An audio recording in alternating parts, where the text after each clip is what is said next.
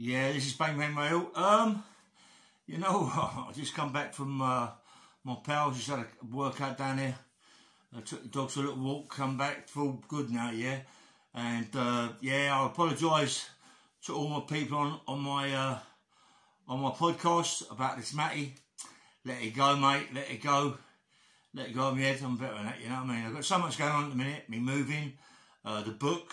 There's other things going on that you don't know about yet, but as soon as it happens, maybe this week, next week, I'll let you know. It's really good news for me, yeah. It's unbelievable news that I heard the other day. I got a bit wound up this morning about what I've been told the other day, and I should let it go. You know, sometimes you sleep on things and they play in your mind. You know, you wake up in the worst mood when you're asleep. Do you know what? I was under psychology for a long time, and they put me into counselling, yeah? I was involved with this woman, this counsellor. She was lovely, man. She was really, really nice. And what she tried to do, she tried to make me open the boxes in my head and, you know, and tell me about my life story. And I told her about my life story, and it helped me. And it's the same as last night. Things must have come out of my head last night that haven't been opened up, and I wound me up a little bit. Things that happened years ago about me being molested and other things like that. So it happens, it comes out at night when you're asleep, the box opens up, all that thoughts come out, all the mind, everything comes out, and that's what happened last night. I got myself wound up. I apologise to all my people on my podcast, and accept my apologies, but not Matty, yeah? I don't want to get involved. If I see him, I just walk on the other side of the road. It's not worth the aggro. He's only a plum, you know what I mean? What's the point?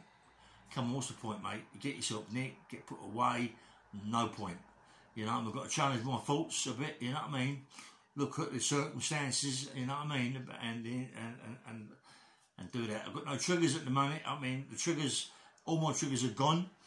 You know, years ago it was money and roads and people and houses and all that. That's all sorted out now. I've got none of that. So I've got the pros and cons. I always look at that, yeah, but I always challenge my thoughts now. And when I went to meet my mate Terry, got in the car with him, he was disgusted with what I told him.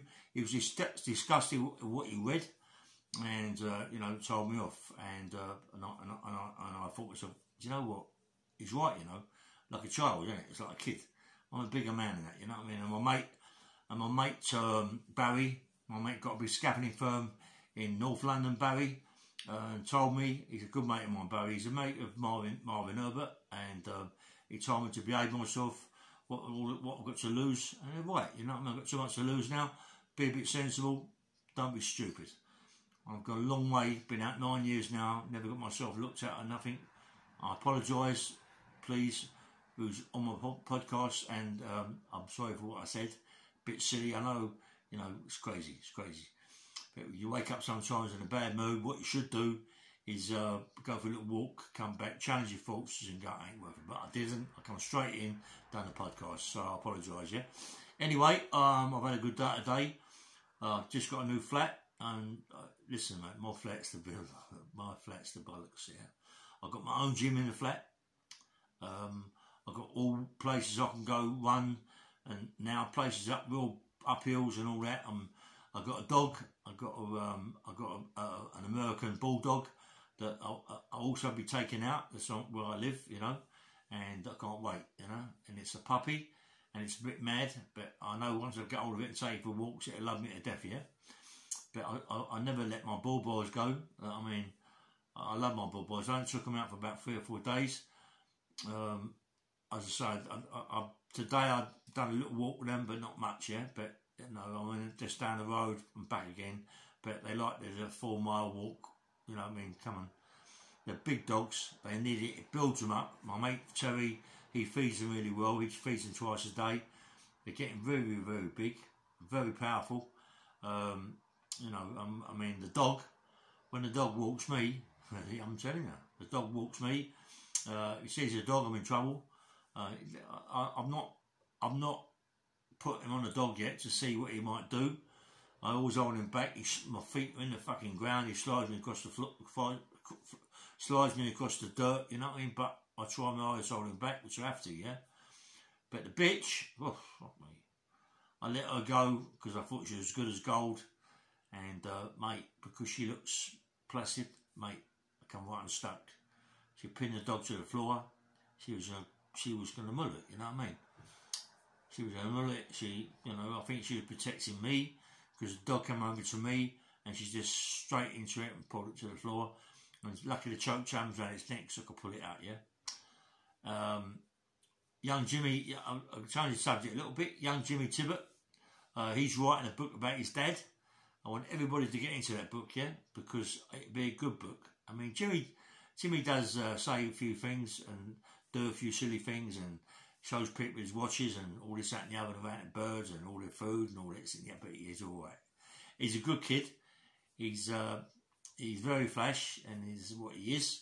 But he loved his dad and he can write a good book. He is going to write a good book about his dad. I've got lots of stories to tell him about his dad. I mean, some of the people that me and the old man Tibbet was involved with, you know, I mean, proper people, mate. Eddie Richardson, Charlie Richardson, Terry Coombs, Terry Sharp, Gypsy Tom, Cliff Fields. I mean, there's loads. I mean, there's so many people that we was involved with, you know what I mean? And, you know, Haywoods, Harry Hayward, Billy Hayward. Harry Hayward, nice guy. Billy Hayward, I don't know if they're dead now. I suppose they are dead. I don't know. Years ago, I was a young boy, you know what I mean? But got involved, Johnny Critterton, all these sort of people. These people are bad people, mate, you know what I mean? These people are proper people.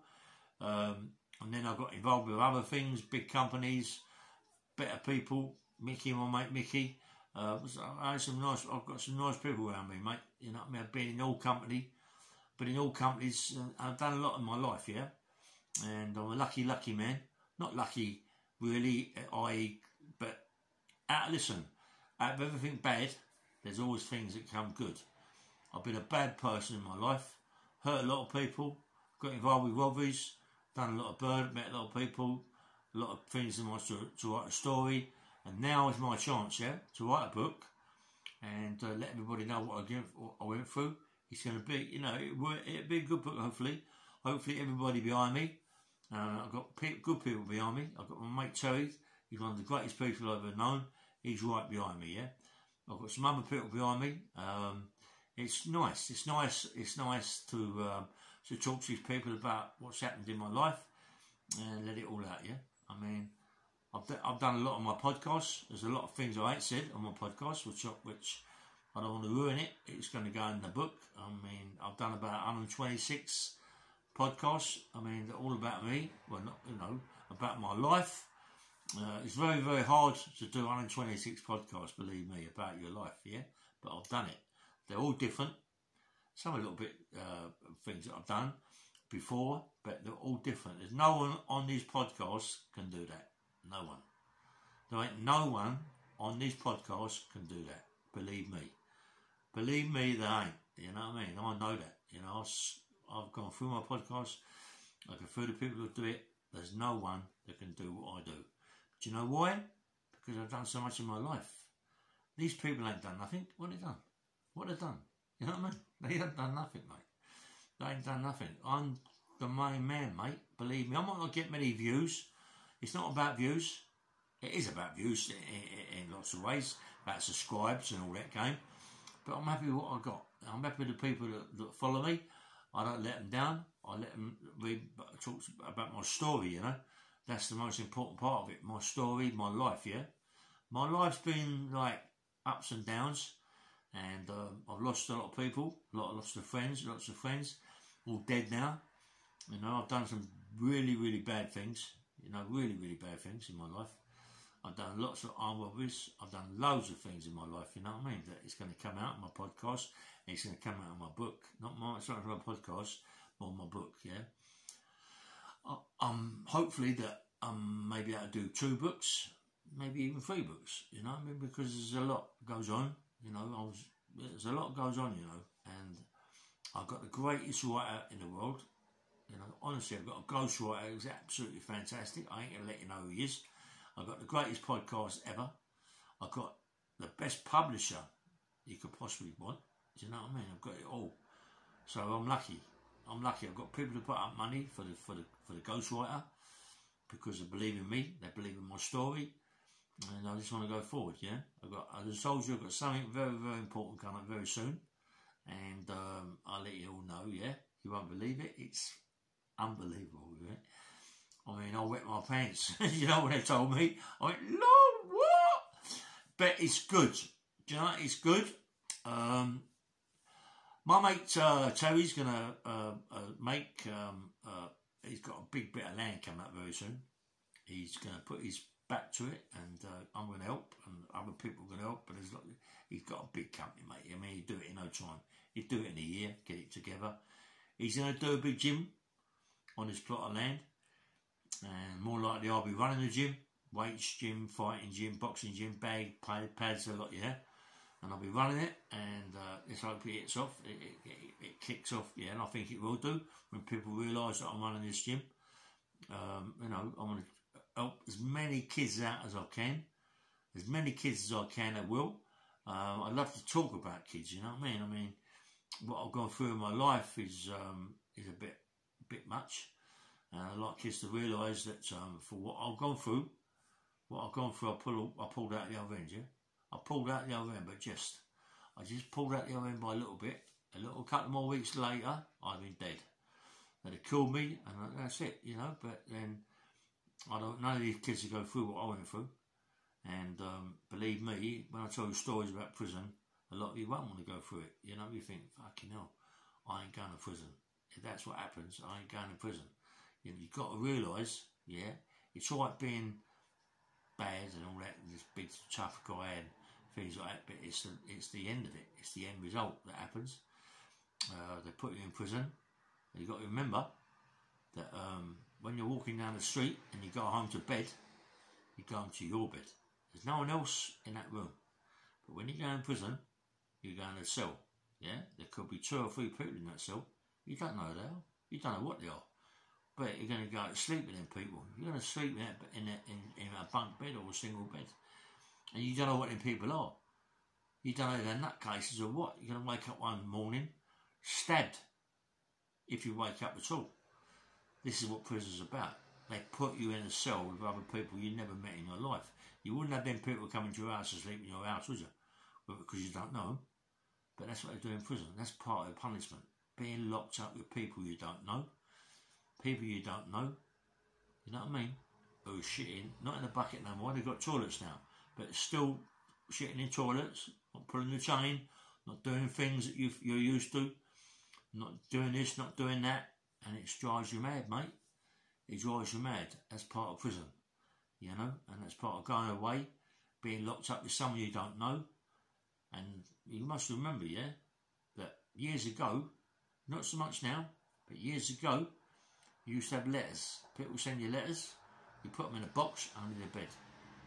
You don't know what them people like yourself. They're more like reading your letters. Do you know what we used to do? A lot of people used to do that learnt me. Frankie Fraser was the greatest at it. Tony Lawrence was the greatest at it.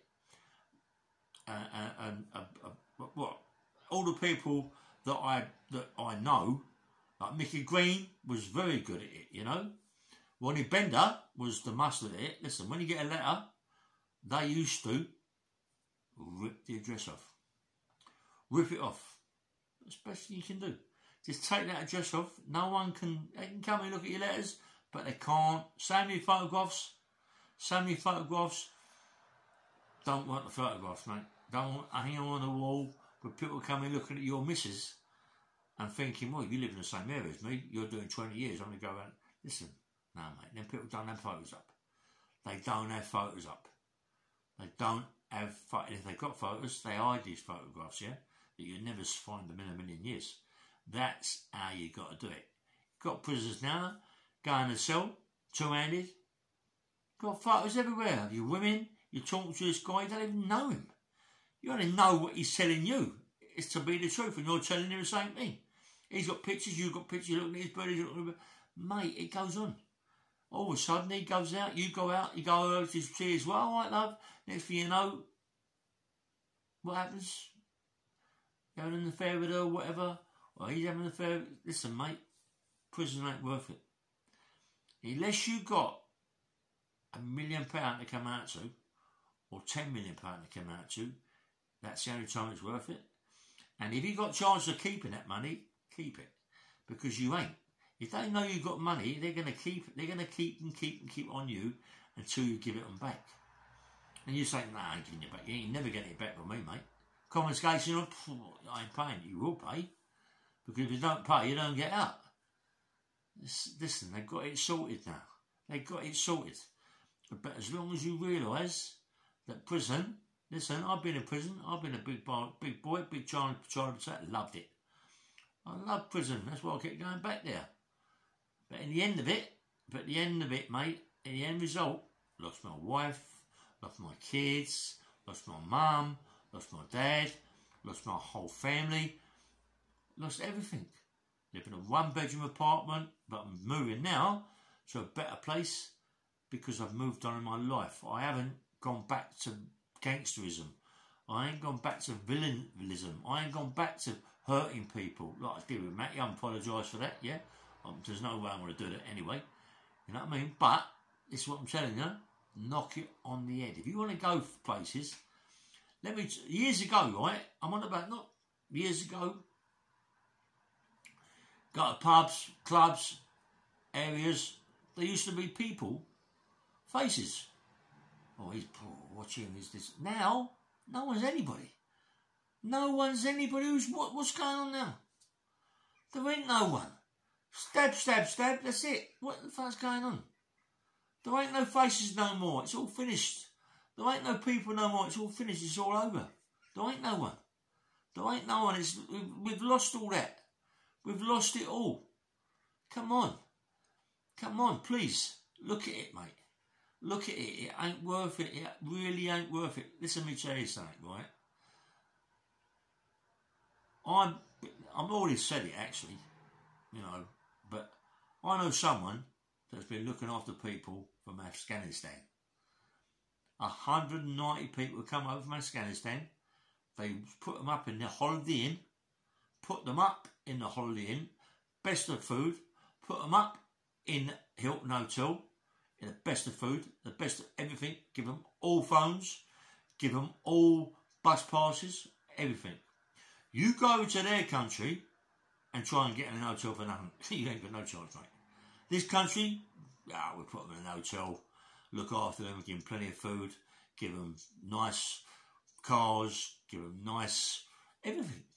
Everything they want. This person even told me that there's a big fire alarm went off, and there's someone burning food in the front room.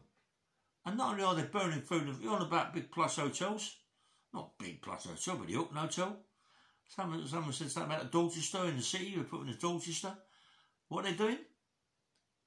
Making noodles in the kettle. Burning noodles in the kettle, making soup in the kettle. These people ain't got a clue. And the government are giving them everything. Everything. Listen, I'm not against black people, coloured people and all that. But come on, if you're going to come over to this country, right, come over refugees or illegal immigrants, you've got to put them somewhere that they realise it ain't that easy. You've got prisons that are shut down. I keep saying about Camp Hill, shut down, open it up, put them in there. Let them realise it ain't that easy to come over here and think you're going to get everything you want. But it ain't like that. The government are getting lots of money for looking after these people, believe me. They ain't giving them all what they're giving them for nothing. Their government is more like giving them £1 million per person, even more. It sounds a bit over the top, but I bet you they are, mate. Come on, it's not right.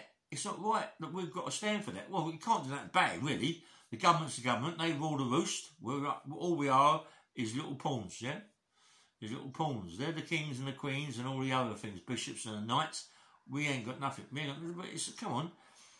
It's only because I see people like people in the army, people that are junkies, people that are drug addicts, people that are alcoholics.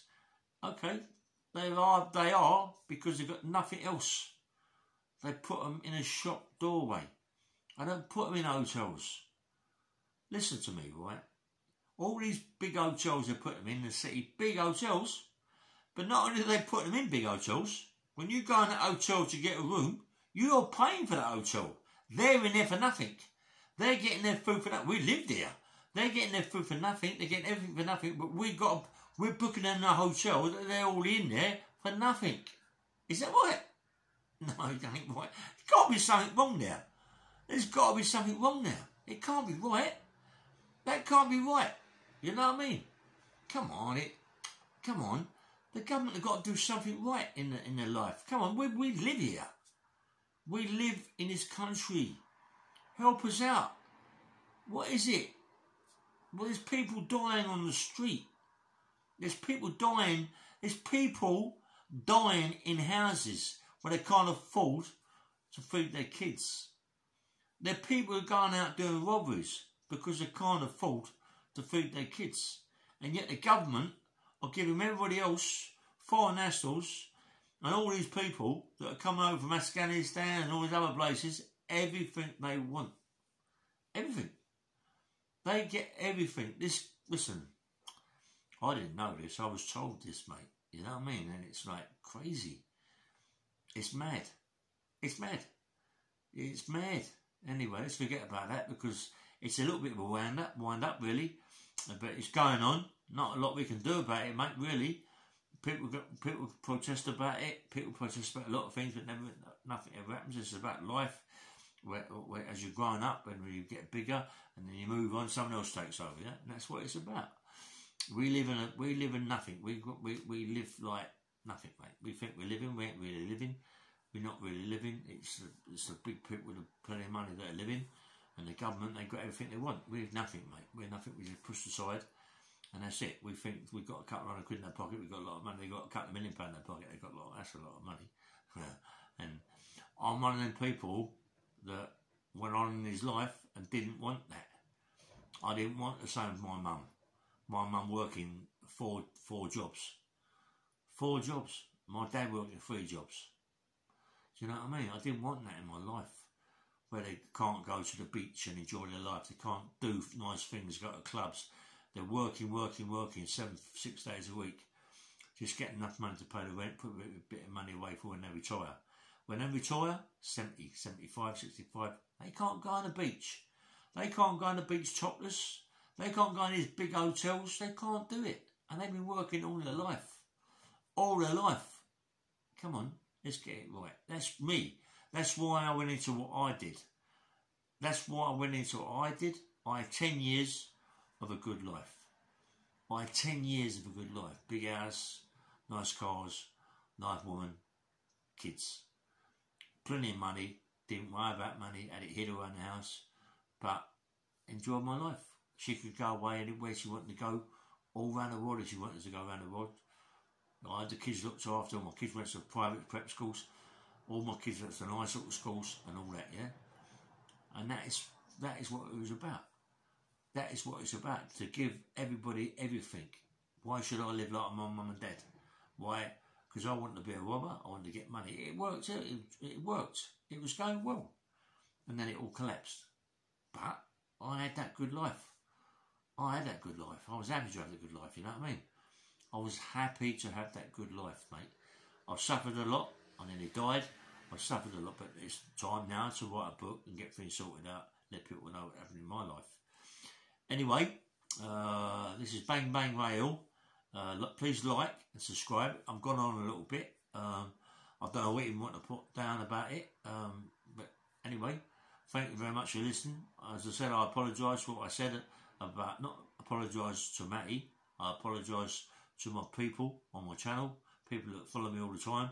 I apologise to you for what I've done, yeah, and what I said. Have a nice day or have a nice evening, and thank you very much for listening to me, yeah. Take care, bye-bye.